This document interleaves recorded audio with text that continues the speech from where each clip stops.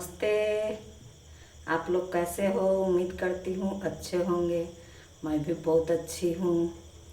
आज मैं जोगी बाबा हैं एक हमारे यहाँ छपरा ज़िले में, मैं वहीं गई थी।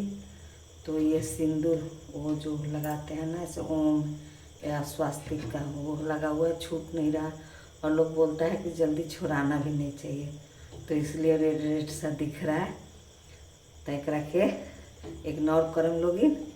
तो हम एगो भोजपुरी झूमर सुनावता नहीं, बहुत अच्छा।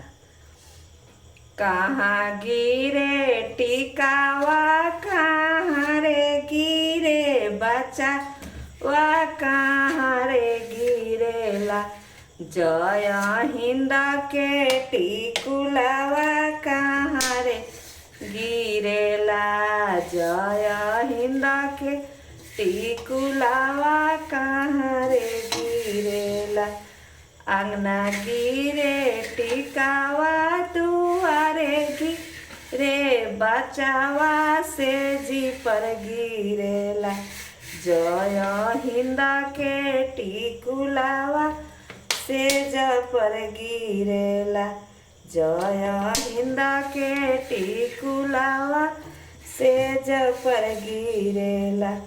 कहीं दी है टिकावा, कहीं रे दी है हड़ावा, कहीं रे दी है ना जय हिंद के टिकुलावा, कहीं रे दी है ना।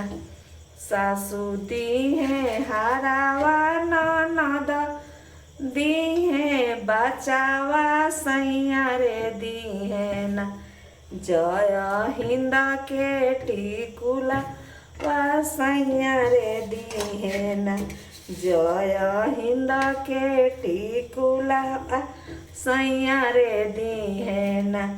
कहाँ गिरे हड़ावा, कहाँ रे गिरे झुमुका, कहाँ रे गिरेला हमरा सैया के निसनिया,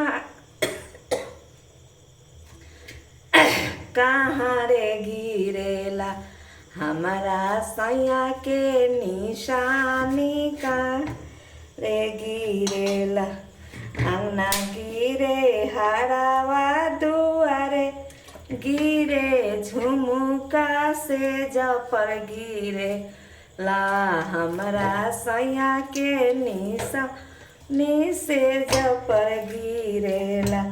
कहीं दी है हरावा रे, कहीं दी है झुमुका, कहीं रे दी है ना हमरा सैया के निशानी, कहीं रे दी है।